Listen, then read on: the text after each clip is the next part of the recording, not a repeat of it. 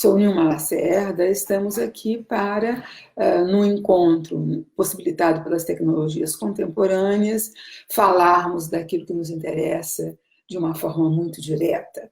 Começamos, então, nossa conversação dentro do projeto, do programa Eu Quero Minha Biblioteca, atendendo a questão: a literatura não serve, mas falta.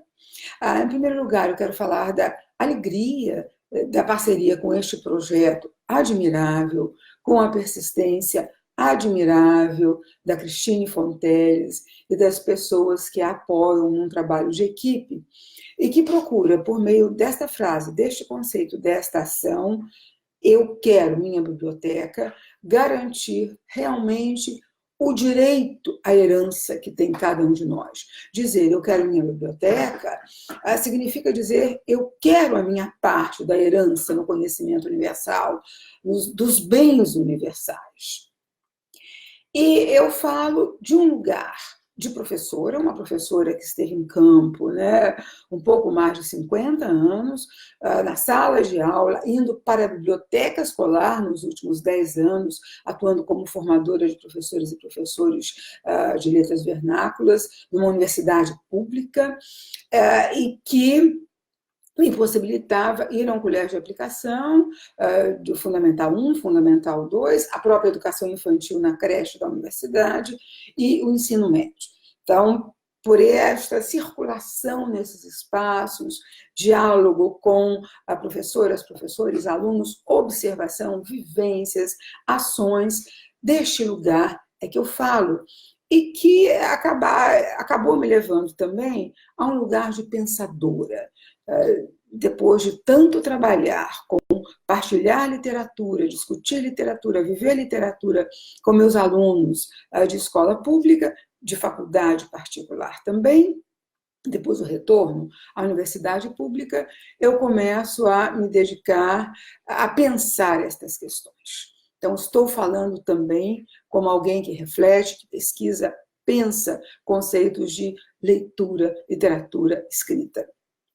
E a escritora, depois de muito tempo como professora de literatura, isso não é incomum, eu quis passar para o outro lado e arquitetar a obra literária e me situar nessa posição de autora de um texto que possa provocar no leitor, na leitora, tudo aquilo que eu pesquiso na minha tarefa diária. Nós estamos em diálogo, portanto, há um espaço para perguntas, a gente tem conversa aí por um tempo, e ao final eu estarei respondendo as perguntas que chegarem pelos comentários. Acho importante a gente começar pelo contexto dessa frase, A literatura não serve, mas falta. Eu estava na Primavera Literária, agora em maio, em Colônia, na Alemanha, e foi o professor Helmut Spiemann que, numa pergunta de auditório, me lança essa questão. Ele fala de duas posições: a literatura não serve, e uma outra posição: a literatura e serve.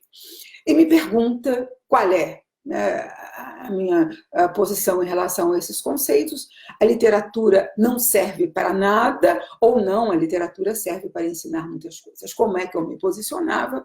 E eu, de imediato, disse a ele: a literatura não serve para, nós não compartilhamos literatura para aprender este ou aquele conceito, embora a escola tradicionalmente se valha muito desse comportamento, mas absolutamente não estou de acordo com essas práticas.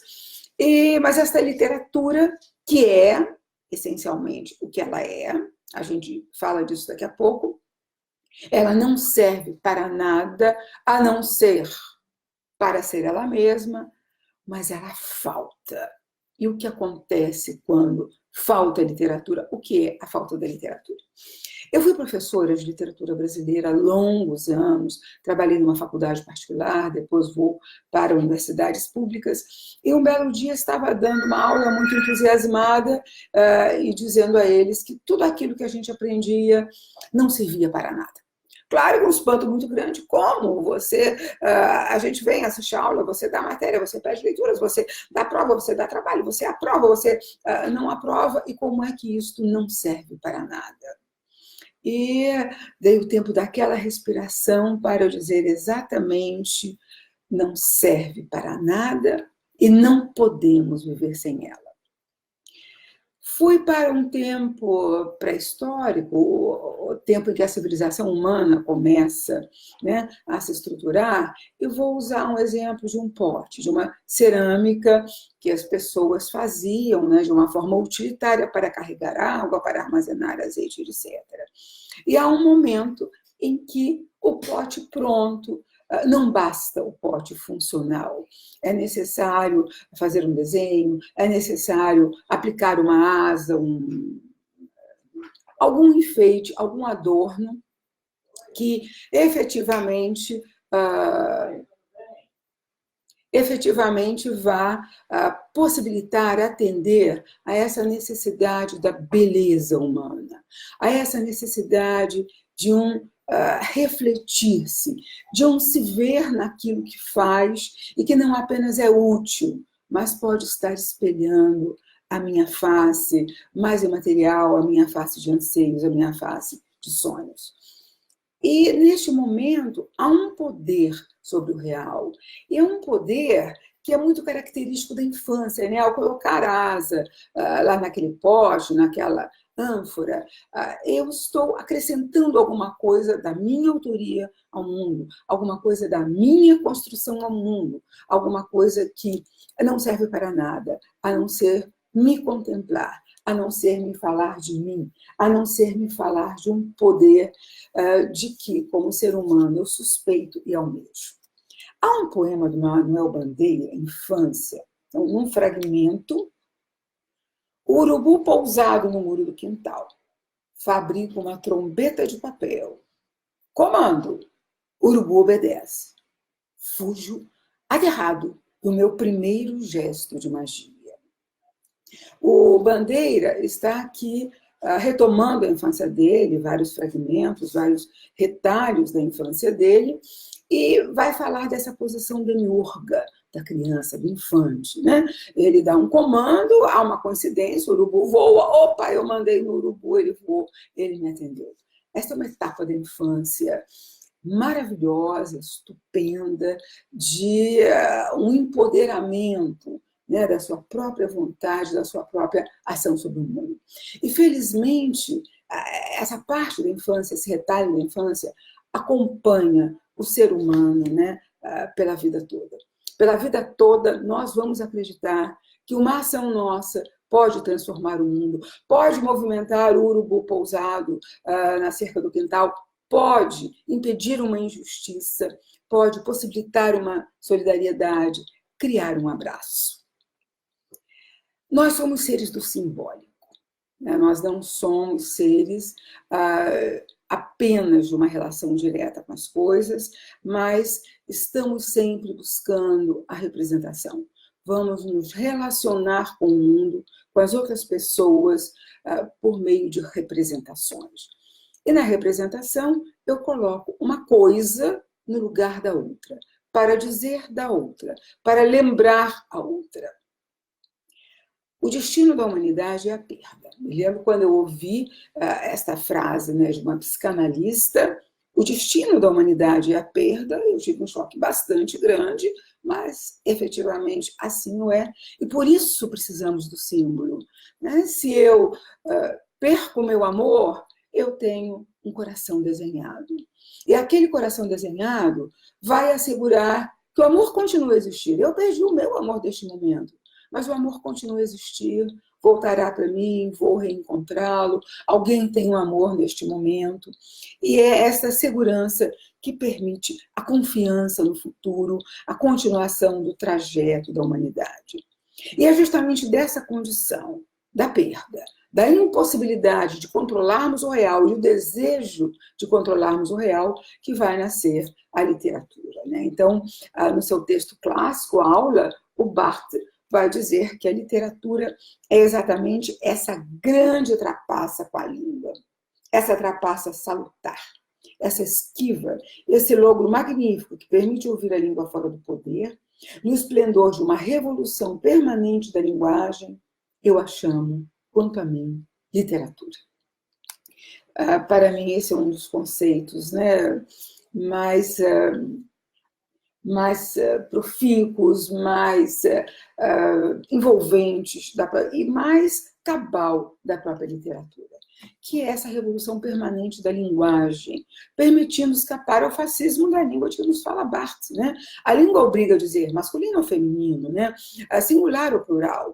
E a literatura é que vai dar conta das muitas possibilidades entre singular e plural, das muitas possibilidades entre masculino e feminino, como a gente vê se revelarem quando há a possibilidade de expressão, né, dessa possibilidade. Desde os tempos, né, dos primórdios daquilo que a gente chama Homo sapiens sapiens, né, nas inscrições rupestres, em paredes de caverna, na caverna de Lascaux, na caverna de Chauvet, na França, na caverna do Escorial, nós vamos estar encontrando essa necessidade simbólica de representação que caracteriza a humanidade, que é a grande marca da humanidade. Estive recentemente na caverna do Escorial, em Portugal, já estive em cavernas na Espanha, e é fascinante você se dar conta desta necessidade, do símbolo, da marca que fica para aqueles que virão, de uma autoria que vai se perder, que não é identificada, a não ser como a marca do humano, o rabisco do humano, o início de traços, né, que permitirão chegar um dia à literatura, vários e vários milênios depois, mas os traços que estão lá para falar dessa perplexidade, para falar do enigma humano, para falar daquilo que o real na sua crueza, o cotidiano da sua crueza, não dá conta. Nas cavernas, e depois, né, nas tabuletas de argila, as imagens, as histórias narradas em imagens, essas imagens em sequência, elas vão dando conta do registro daquilo que aconteceu, do registro do que poderia ter acontecido, do registro do que não aconteceu, mas ficou como possibilidade e desejo. E a literatura, né, nas suas formas orais, inicialmente, e depois, com o advento da escrita, com o desenvolvimento da imprensa, a literatura vai também se fixar nessa forma e visa a quê? Senão a trocar a experiência humana, senão a dizer ser humano é isso, é não saber, é ter indecisão, é precisar procurar a resposta, é pensar e descartar todas as possibilidades até então para descobrir uma nova. E ser humano é, sobretudo, comunicar-se. Os contos de Grimm, né, e aqui eu tenho uma edição da Kozak Naif, no seu primeiro volume, apresentam um conto bastante interessante. A gente sabe que os Grimm, eles eram filólogos, eles eram bibliotecários, e eles recolhiam as histórias populares, visando exatamente a estudos filológicos que depois vão servir a objetivos políticos, a objetivos de organização de uma nação alemã. E há um conto, né, e ele apresenta duas versões: Quando as Crianças Brincaram de Açougueiro, em que é narrada uma experiência bastante cruel. As crianças veem o açougueiro trabalhando, matando o leitão, e as crianças resolvem, então, imitar o açougueiro e vão escolher uma criança. Você vai ser o leitão, você vai ser o açougueiro, você vai ser a cozinheira, você vai ser a assistente, e o menino que vai ser o açougueiro, ele reproduz aquilo que viu o açougueiro fazer. Ele vai degolar a criança que foi escolhida para ser o leitão. É um horror, as pessoas se horrorizam. Como aconteceu? Vão lá os Grimm para ler depois qual é a sugestão dada por um homem sábio, experiente, quando essa criança é levada a julgamento. E o que a população objetiva ao construir essa história e a contar essa história que a gente sabe. Elas eram contadas para crianças, para adultos, para idosos. Não havia a separação, isso é só para criança, isso não é para criança. Né? Histórias proibidas para crianças, como a Moisés Oz fala em De Repente nas Profundezas do Bosque. Então, as crianças gostam de conversar com pessoas, né, ou de ouvir conversas que são proibidas para ela. Claro, essa criança quer saber do mundo, quer saber do lugar dela no mundo, como é que as pessoas se comportam, como se dá esse relacionamento, quais são as regras desse jogo que é viver. E o conto vai exatamente chamar a atenção dos adultos. Cuidado com certas atividades na frente de crianças. A criança está compreendendo o mundo e ela toma, muitas vezes, certas experiências de uma forma muito literal, como o nosso poeta, criança, menino, que acredita que o comando que ele deu ao urubu moveu realmente o urubu da cerca em que ele estava. Há um outro conto dos Grimm também, que eu gosto muito, O Gato e o Rato Fizeram um Trato, ou Gato e Rato em Boa Companhia, que é toda uma lição política, né, do oprimido, que não tem muita possibilidade de negociar com o opressor, nenhuma possibilidade, mas ele pode dizer o que ele pensa. Ele pode colocar a sua palavra de quem é oprimido para que outros oprimidos aprendam, compreendam, e possam, então, forjar resposta, forjar novos comportamentos, instaurar novas ordens e aprender a lidar com o ogro que é o ser humano. O que é este ogro em tantas histórias é exatamente uma das representações possíveis do humano. Este humano que amedronta, este humano que é inexplicável, inescrutável ainda para essa criança. Infância, de Graciliano Ramos, é um livro de memórias em que o grande autor brasileiro vai falar exatamente de uma infância muito marcada por ogros reais. Pai e mãe agressivos que batiam nele, que xingavam, desvalorizavam. E há um momento em que o menino Graciliano, que já está na escola há 2 anos, tentando se alfabetizar e não consegue, ele está desinteressado de histórias de cartilha, textos de cartilha, né, melhor dizendo, e que nada dizem a ele da vida, nada dizem a ele do que ele precisa saber para lidar com a opressão, a infelicidade, a tristeza, a baixa autoestima. Um belo dia esse menino encontra um livro de literatura, ele encontra uma história. Claro que ele não sabe que é literatura, é o pai quem coloca esse livro na mão dele para testar a leitura dele, e é um momento que demarca uma divisão na vida de Graciliano, porque Graciliano vive, né, uma aventura. Ele sai da cartilha para entrar na representação da vida, na presença do simbólico, nas saídas possíveis para os tantos impasses que se apresentam a ele. Não é mais um texto didático, é um texto literário, é um texto que dá a ele uma experiência estética. O que é a literatura? Sartre coloca essa pergunta em meados da década de 1950. A teoria da literatura já vinha procurando responder, ela continua a responder até hoje. A história da leitura e da escrita procura dar conta, né, dessa questão fundamental para nós. E a literatura é a visão mais contemporânea da teoria da literatura e da história da leitura. Literatura é, sobretudo, uma maneira de ler. Literatura é o que determinada época chama de literatura. Portanto, o que era literatura no século XVI não é mais necessariamente no século XVIII, ou no século XX, ou no século XXI. O que no século XX ainda não era considerado literatura, no século XXI pode ser considerado literatura. Jorge Luiz Borges, o grande escritor argentino, o grande pensador da literatura também, ele vai reforçar, ele tem uma frase que diz que os gêneros literários dependem talvez menos dos textos do que do modo como esses textos são lidos. Portanto, não existe uma essência dos textos, nem dos gêneros, somente maneiras de ler. Os Anjos é um conto da Teolinda Gersan, essa escritora portuguesa admirável, de que eu muito gosto. Nós temos aqui uma obra-prima e que vai nos falar da história de Hilda, que é uma menina que tem aí cerca de 9 anos. Ela vive no interior de uma aldeia em Portugal, provavelmente 1940 por aí. A Hilda narra a história e ela começa falando da infelicidade dela. Ela queria morrer também, como a mãe dizia sempre que queria morrer.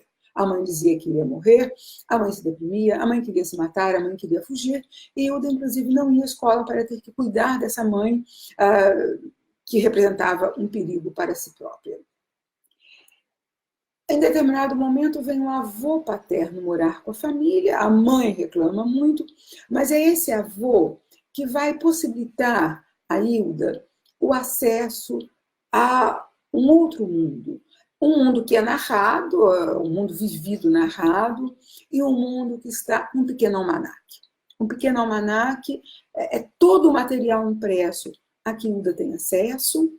Hilda vai para a escola e ela nunca sabe responder a lição, mas quando o avô conta as histórias para ela, mostra o almanaque e diz para ela que ela podia ler, né, ou as figuras ou as letras, e ela vai escolhendo, e um dia o que acontece é que ela olha as letras e olha as figuras e percebe que compreende, ela sabe ler. E aí ela não consegue parar mais e passa a ler o almanaque, o avô já muito doente, frequentemente não conseguia nem segurar, né, o pequeno volume. Ela lê para ele, o avô dorme, ela continua a ler e ela vai descobrindo coisas. Esta menina Hilda, né, que dizia o quanto ela era infeliz, esta menina que disse que queria morrer também com a mamãe, como a mãe dela. Eu também tinha vontade de fugir, chorava à noite debaixo do lençol e não me apetecia falar com ninguém. O avô oferece, né, suspende esta situação e vai oferecendo sentidos à vida de Hilda. E numa dessas leituras, o avô já dormindo, a Hilda encontra a história de Maomé. Encontra a história de Maomé, vai perguntar ao avô no dia seguinte quem era Maomé. O avô não sabe, e Hilda então vai e pergunta ao padre quem era Maomé. O padre pergunta a ela onde é que você leu isso, onde é que você viu isso. Ela disse no almanaque. O padre manda que ela leve o almanaque, ela leva, e o padre pega para ler, e leva mais de 2 meses sem devolver a menina, e a menina resolve pedir ao padre que devolva o almanaque dela, era dela. O padre devolve, sem responder quem era Maomé, ela toma o almanaque, corre para casa e vai procurar a resposta, e ela descobre que as páginas estavam rasgadas. Ela se enfurece, joga o almanaque contra a parede, diz que cabe o fogo do inferno para aquele padre que se comportou como um ladrão. Aos ladrões o fogo do inferno, fosse padre ou não, que ele fosse para o inferno. Mas a Hilda, então, assim que passa a sua ira, ela começa a lembrar a história de Maomé. E ela verifica que ela sabia de cor, sabia a história de Maomé de cor, repetindo às vezes sem conta mentalmente. O padre não podia nada contra mim. A história ia ficar comigo, mesmo que ele tivesse arrancado as páginas. A história do instante em que a vida de alguém se transformava. Neste momento, nós temos uma leitora formada, uma leitora que leu textos de um almanaque como se fosse literatura, como a história da vida de alguém que permite a ela se fazer perguntas que ela ainda não tinha conseguido sequer se colocar. Porque na leitura de literatura, há a suspensão das atividades cotidianas para entrega a uma experiência estética. É o que acontece com Hilda, desenvolvem-se outras coisas, e ao final, né, desse trajeto que interessa a escritora construir, que termina então com a narração de Hilda, com ela dizendo: éramos uma família, vi. o meu pai, a minha mãe, o meu avô e eu. O que quer que acontecesse, a minha mãe voltaria sempre. Não punha um pé em falso ao andar, nem caía do alto das ravinas. Nem a levava ao vento, porque estava ligada a nós. Olhei para ela outra vez. Estava tão bonita como no tempo do retrato, antes de eu nascer. E eu estava contente por ter nascido. Observem o trajeto que acontece. Eu tinha vontade de fugir, chorava à noite debaixo do lençol e não me apetecia falar com ninguém até o momento em que ela disse: eu estava contente por ter nascido. Tal como o menino graciliano que descobre outra vida possível para ele, outra representação possível para ele, ao dizer que ele os astrônomos eram formidáveis, eu, pobre de mim, não desvendaria os segredos do céu.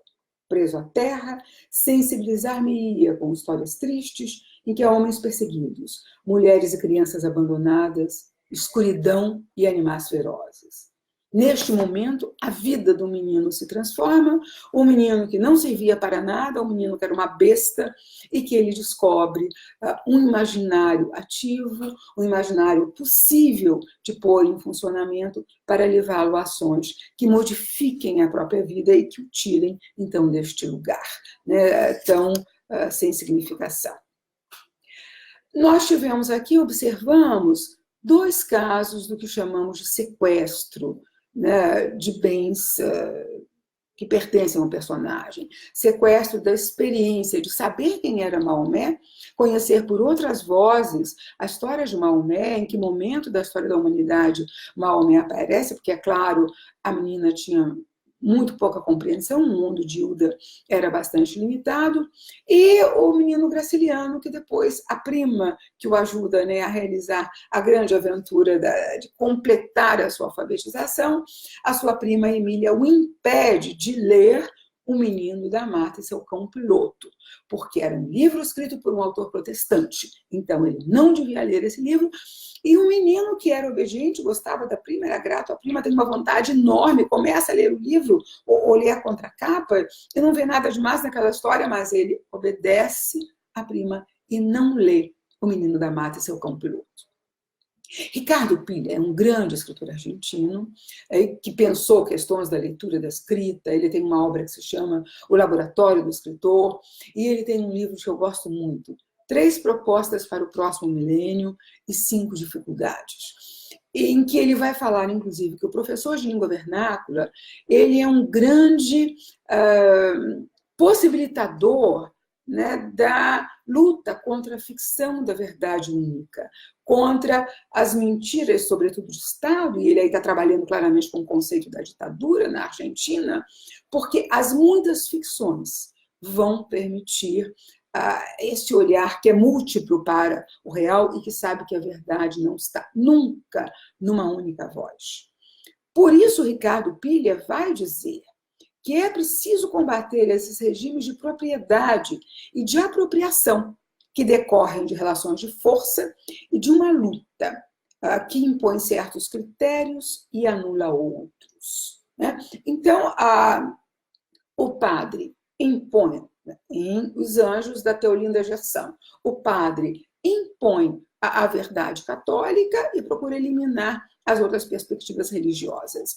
A prima Emília, da mesma forma, impõe: você só pode ler textos de autores que sejam aprovados pelo poder que domina neste momento, pelo poder religioso, pelas determinações da Igreja Católica.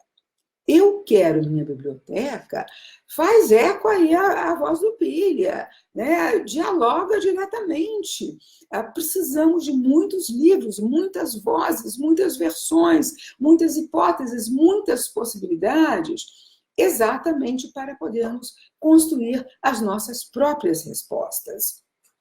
E aí nós vamos questionar também a perspectiva do do cânone, né, que obriga a ler certas, ou recomenda certas obras e exclui hoje. Há um movimento já há 2, 3, 4, 5 décadas contra essa perspectiva de um cânone literário e a imposição, né, de obras que vêm de realidades externas. A mim, a Chimamanda Adichie, ela coloca isso muito bem, né, no Perigo da História Única, e também a própria perspectiva da experiência literária dirigida, controlada, sequestrada.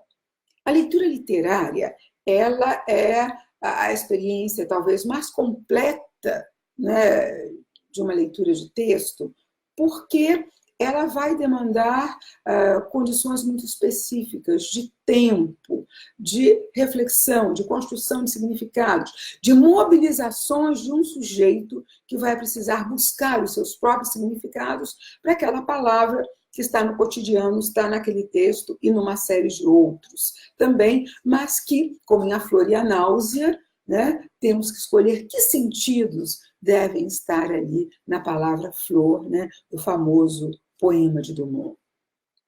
Em função dessa importância da literatura como uma experiência de vida, se dá a supressão da literatura por uma série de vias, né? Por lugares comuns, isso não é para você, não precisa, você tem que estudar, se formar logo, ter um emprego para ajudar a sua família, ter a sua independência, ou então, por aqueles outros álibis, mas esses alunos não gostam de ler, nunca vão ler nada, não querem mesmo, não têm hábito de leitura. Não há hábito de leitura. Há um valor de leitura que é arduamente construído e ao longo de muito tempo, com muita clareza. A construção do valor de leitura depende de políticas públicas, depende de um engajamento consciente, no sentido de permitir a convivência com o texto literário, com os valores que estão na biblioteca. Outra forma de sequestrar essa experiência literária, de reduzir o valor da literatura, ou é exatamente a perspectiva de fazer a literatura servir. Então, a literatura serve para ensinar frações, por exemplo, né? A parte que falta, uma obra-prima do Shel Silverstein, que é um autor com várias obras traduzidas no Brasil. Este é um livro com um traço bastante simples e bastante complexo, né? E que vai traçar aqui a busca, né, de uma figura que se vê como incompleta e que se quer completar. A figura faz um longo périplo, uma grande viagem, se completa para se dar conta em seguida de que a sua natureza é a natureza da incompletude. O ser humano é incompleto. Então, o que parece um livro só para crianças lerem, mas que eu digo é um livro que crianças também podem ler. Eu não gosto de trabalhar com conceitos de literatura infantil. Qualquer adjetivo, a pequena literatura, coloca em guetos, desvirtua, né? Então, uma literatura que crianças e jovens também podem ler, ou uma literatura que pensa na criança ou no jovem como seu leitor primeiro, o seu leitor implícito, mas não só. Na parte que falta, nós podemos encontrar essa representação da incompletude do ser como característica essencial daquilo que é humano. E, exatamente porque somos incompletos, precisamos da literatura, né? A literatura é essa parte que falta e que vai permitir a consciência do que eu sou, do humano que eu sou, né? Antônio Cândido, em vários escritos, em 1988, ele publica um artigo essencial, O Direito à Literatura. E ele vai argumentando, né, consistentemente, pausadamente, didaticamente, porque a literatura é um direito humano, porque ela nos organiza como humanos, porque ela permite um reconhecimento daquilo que somos, do terrível que há no humano, mas também do glorioso que há no humano. A literatura permite a comunicação desses abismos comuns à alma humana e que precisam ser sabidos, porque senão caímos neles sem qualquer aviso e com pouca possibilidade de voltar. A experiência estética, né, que o Antônio Cândido defende, ela possibilita também uma experiência ética. É característico da arte, é intrínseco à arte, que o estético esteja em diálogo, seja inerente ao ético, né, do que é ser humano, de como devo me comportar, independente da moda. A moral é moda, ética é permanente, é do humano. A ética nos permite, por exemplo, chegar a esta perspectiva que Humberto Eco coloca sobre a literatura.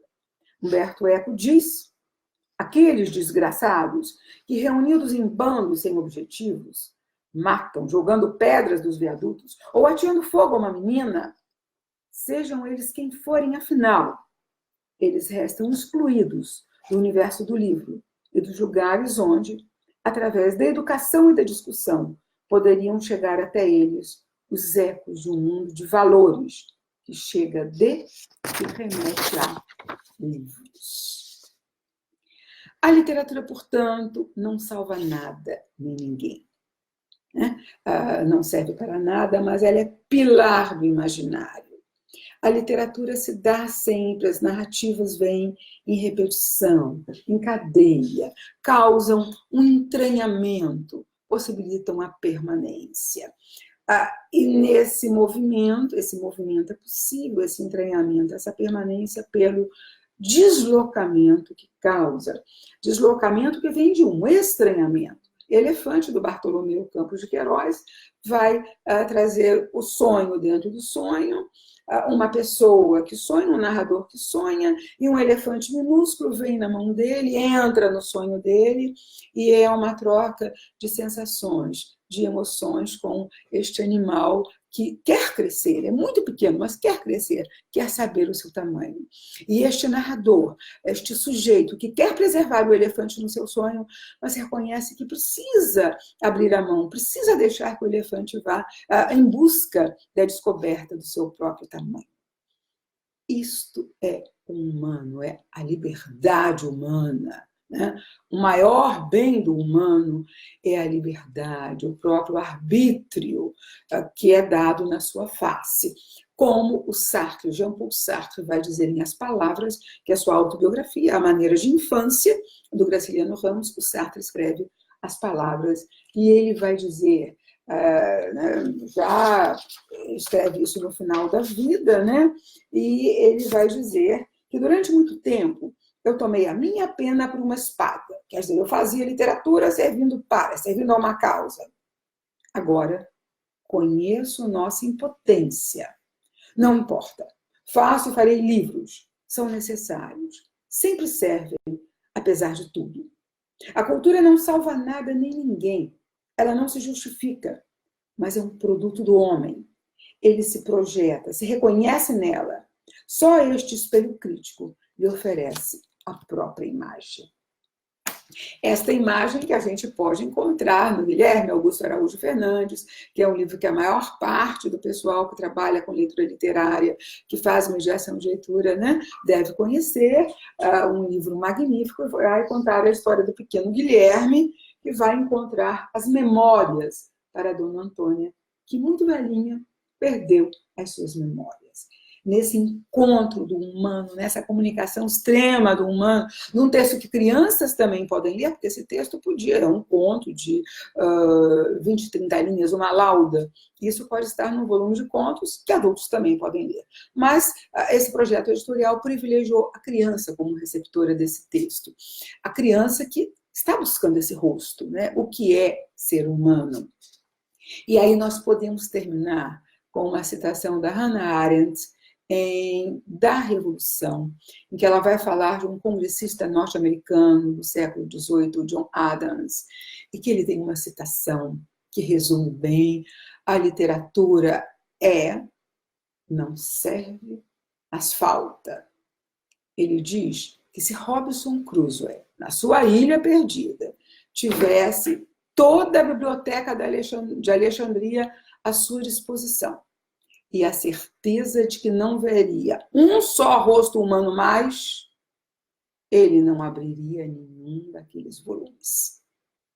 Ao abrir qualquer volume, né, de literatura, qualquer volume, qualquer livro, obra da cultura humana, o que buscamos, em realidade, é o rosto humano, o nosso próprio rosto e o rosto do nosso semelhante. Acho que por aqui ficamos da minha fala e podemos agora começar a responder as perguntas, né? Aí eu estou vendo aqui o Alexandre Brandão, meu companheiro, né, de escrita, estilingueiro, um cara que eu admiro e respeito bastante pelo trabalho de divulgação da literatura, que não abre mão da literatura como tarefa do dia a dia. Então, o Alexandre está dizendo, olha, pena que eu não estou podendo acompanhar, Nilma, né? Bom proveito a todos.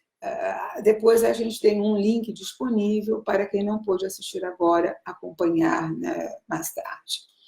Olá, Roberta, né? Tudo bem com você? Lia Paixão, né, que vai dizer que gosta bastante da minha maneira de falar de literatura, agradeço, né, tenho sede por escrita, escrevo todos os dias, desejo, quero viver de escrita, viver de literatura, isso é possível? Alimento o meu sonho ou acordo, ponho os pés no chão e continuo com a lousa, o bastão e as minhas engavetadas? Olha, hoje está muito mais fácil do que há 20, 30, 40 anos atrás. O texto não é para ficar na gaveta. Vá à luta. Há muitas oficinas acontecendo. Agora mesmo, lá foi em Braga, em Portugal, Marcelino Freire, falando da oficina que ele frequenta de Raimundo Carreiro. E o Marcelino com, né, uma vida muito difícil, movido pelo sonho que a mãe tinha de que os filhos tivessem escola. Ele sai do interior de Pernambuco, Sertânia, e vai para Recife para poder ter escola. E você, que já é uma professora, né, já conta com uma série de facilidades. Você faz esse sonho virar real. Você vai à luta. Você vai escrever, você vai autopublicar, você vai jogar na internet, você vai fazer blog, você vai fazer grupos de leitura, oficinas, e por aí. São muitos os caminhos. Aristélia Sampaio. Olá, eu gosto muito de literatura e ainda mais de ouvir alguém assim. São muitos anos, Aristélia, de sala de aula, de leitura e grandes descobertas sobre mim mesma, sobre a minha personalidade, as minhas buscas aconteceram em sala de aula, né? Lendo um poema de Drummond, lendo um poema de João Cabral, né? Lembro quando A Flor e a Náusea, Drummond diz, porém meu ódio é o melhor de mim. E eu levei anos, como meu ódio pode ser o melhor de mim? Até que um dia, lendo mais uma vez o poema, claro, o ódio às estruturas injustas, o ódio à mentira, o ódio à hipocrisia, o ódio à crueldade. É o meu ódio a essas coisas que me leva a amar as outras e a agir para que as outras se realizem. A Ana Luísa de Máscio Vieira, que eu conheço de Facebook. Uma pergunta: como se faz para montar uma biblioteca? Olha, Ana Luísa, eu montei várias bibliotecas ao longo da vida na escola pública, né? Mas eu creio que você esteja perguntando a biblioteca pessoal. Eu até tenho um pequeno texto que vou elaborar mais, e dei um curso na Casa da Leitura, pode ser que eu volte a dar, onde hoje a Casa da Leitura está sendo a sede da Fundação Nacional do Livro Infantil e Juvenil, né? Que livros devo ler? Quer dizer, como é que eu monto a biblioteca? Você vai montar a biblioteca com os livros, né, de seu desejo pessoal, os clássicos que são recomendados, né, em vários espaços, ou frequentando bibliotecas públicas, você vai procurando ver o que interessa para a sua biblioteca pessoal, ou se é uma biblioteca escolar, bom, eu quero minha biblioteca, é o lugar ideal para te ajudar com isso. A Fundação Nacional do Livro Infantil e Juvenil pode te ajudar também, né, bastante nesse processo, e o Ecofuturo com um projeto de bibliotecas também podem estar te ajudando de uma maneira bem metódica, bem pragmática. Obrigada aí ao Polígono Sul Mineiro do Livro. Um dia espero que a gente se conheça pessoalmente, que a gente troque de uma forma mais intensa. Cristine Castilho Fonteles, né? Se a literatura não salva, por que ler literatura? Porque faz com que eu me reconheça humana.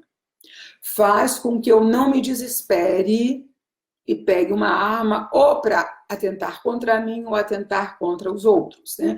No momento de ira, de raiva, de desespero, eu posso, né, se tenho várias experiências literárias, eu posso reconhecer este rosto que é também o meu, por mais que me cause repugnância ou irritação naquele momento, a literatura permite que eu reconheça este outro rosto como um rosto humano e que eu possa, então, ter uma atitude humana de acolhimento, compreensão, diálogo, solidariedade.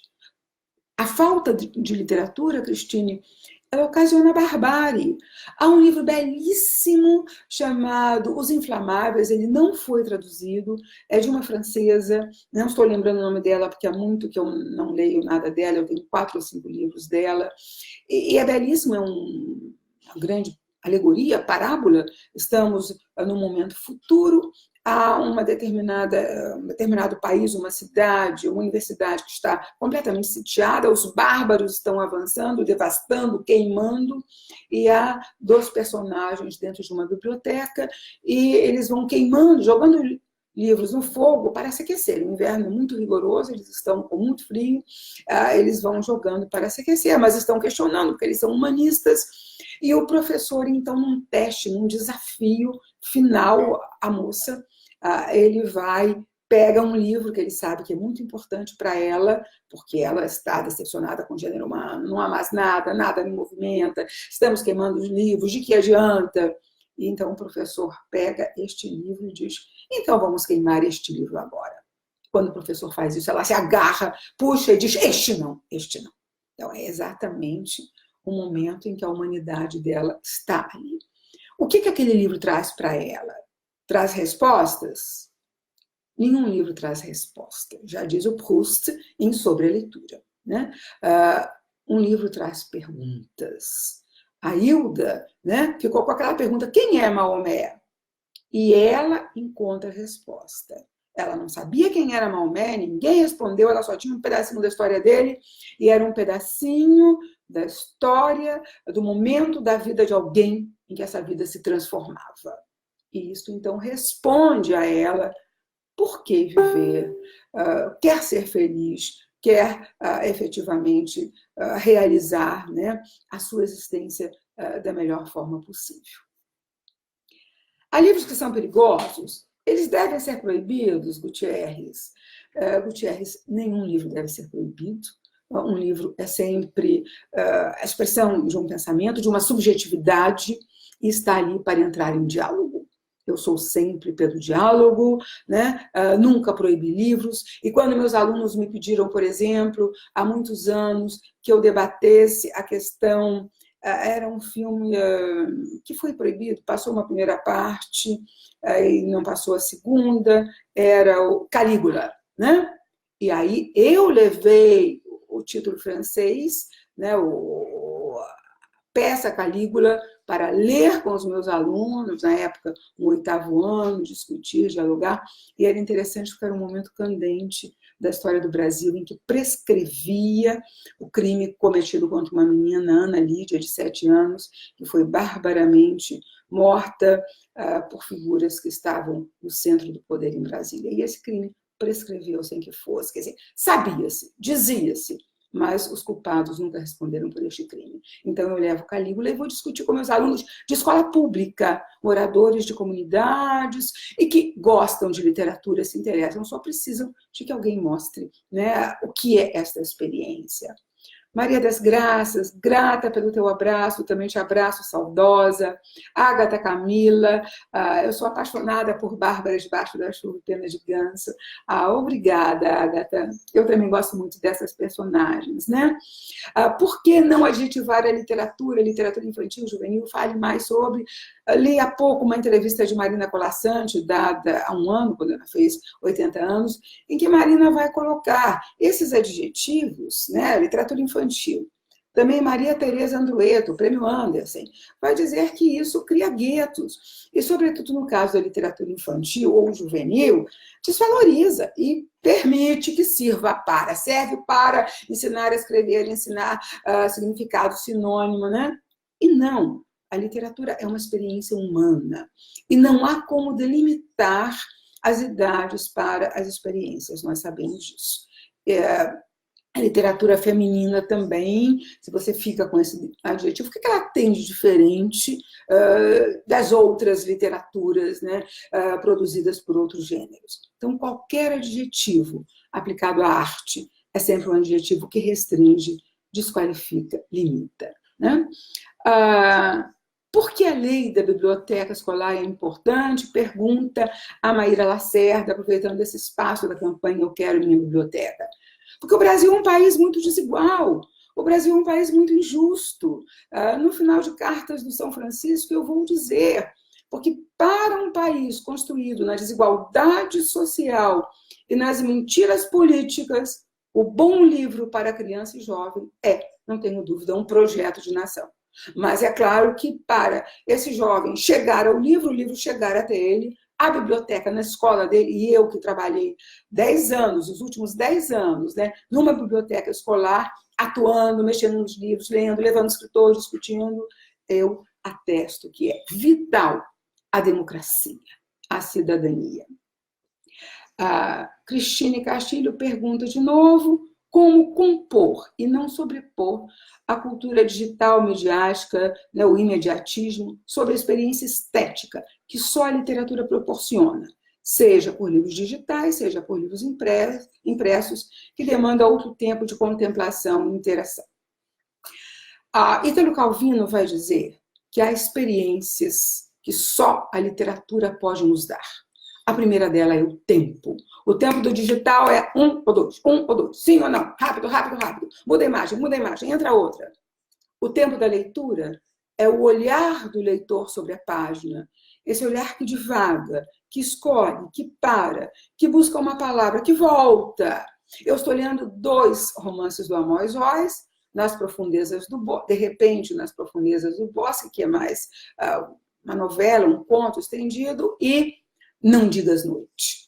E Não Digas Noite, então, o que eu tenho voltado para reencontrar o personagem na sua origem, quando ele é apresentado. Na leitura, eu preciso de tempo para isso. Eu me dou tempo, e é este tempo que permite refletir e fazer com que a leitura literária seja uma experiência. Não uma lição, não mais uma atividade, mas uma experiência que se entranha na minha vida, que transforma a minha vida.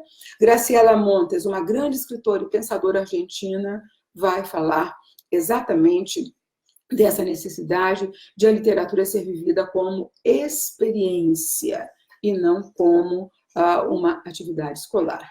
Aliás, são aspectos que eu contemplo numa nova edição que está para sair do Cartas do São Francisco, Literatura, Passeios e Ponderações. Então, eu vou trazendo todas essas reflexões de uma maneira mais ou menos organizada, encadeada, exatamente para fundamentar esses mediadores, né, em salas de leitura, bibliotecas escolares, etc., né? Podemos ver se tem mais perguntas aqui. Temos a Karim Valente, né? Que bom, você quer participar de outros momentos como este. Olha, aí eu quero minha biblioteca, proporcione, convide outras pessoas, outras vozes para momentos como este. Estou iniciando este trabalho de levar os alunos para a biblioteca. Ótimo, Karim Valente. vá com eles, leia com eles, deixe que eles leiam e leia você também, não tem problema nenhum. Você está na biblioteca escolhendo um livro para você, professora, ler, enquanto eles leem os livros deles. Dê o tempo que você achar necessário, 1 hora, 30 minutos, 40, e leia também o seu livro. É muito importante que o professor regente, a professora regente, leia a sua própria literatura. Senão, não se abastece. E fica como uma personagem minha em Clarice, à beira da tarde, que é a professora Clarice, que lê tudo que ela tem que ler para os alunos dela. Mas o livro da Clarice Lispector está amassado na mochila, porque ela nunca tem tempo para ler o livro que é para ela. Gutierrez de Jesus Silva. Mas a vida de quem lê literatura se modifica mesmo. Eu sempre cito Graciliano Ramos, né? Que ele diz ali no capítulo dos astrônomos, ali ele marca, e se você ler os capítulos de infância até ali, né? E se você ler depois, e se você conhece a biografia do homem, você vê que modificou a vida dele. Eu tenho leitura de algumas autobiografias de escritores, as palavras do Sartre. O Sartre era um menino privilegiado economicamente, o avô era um professor de alemão, e é alguém cuja vida se modifica claramente. Ele mostra, né, o momento de ler e depois o momento de escrever. Um homem ativo, engajado, um pensador. Mas vamos pensar, né, naquelas inúmeras alunas que eu tive, inúmeros alunos, na escola pública fundamental 1 e 2, né, na universidade pública, uma aluna minha da UERJ, que inclusive era português e inglês, e que fica irada porque eu peço a ela um trabalho em que ela compre o livro, ou pega emprestado na biblioteca, ou empresto meu livro a ela. Ela não vai trabalhar com xerox, ela não vai fingir que lê o livro, ela não vai ler da internet. E ela aí, depois ela tinha que fazer um memorial dessa leitura, e ela me entrega, eu tenho esse trabalho guardado até hoje, Claudete da Silva, né, o nome dela, talvez falte um outro nome aí no meio, e ela vai dizer, mas vem essa professora e diz para mim que eu tenho que ler literatura, eu que fui educada para fazer um curso de contabilidade e me formar rápido e trabalhar, ajudar minha família, depois eu faço a faculdade, como professor tem sempre emprego, então eu tenho que ter emprego sempre. E vem essa professora e me diz que eu preciso ler literatura, que eu tenho direito à literatura, e eu descubro que é verdade. Gutierrez, eu tenho vários assim, né? Ainda tem uma pergunta da Vivian Curvelo, sinto mais saudade das aulas na pós da UF. Eu também, Vivian, mas cada coisa tem seu tempo, né? A Cecília dá uma boa tarde, a Cecília Barros Saraiva. Boa tarde, Cecília, prazer. Observem que o vídeo fica online, logo é mandado o link para esse vídeo ser assistido em outro momento, para vocês recuperarem nomes dos livros que eu citei, pequenos trechos, né? E fechando, então, essas reflexões sobre a literatura não serve, mas falta.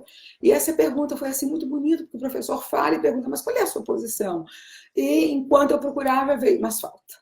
Né? Então, se não temos literatura, falta aquela parte do sonho que o Antônio Cândido defende tanto em o direito à literatura. Né?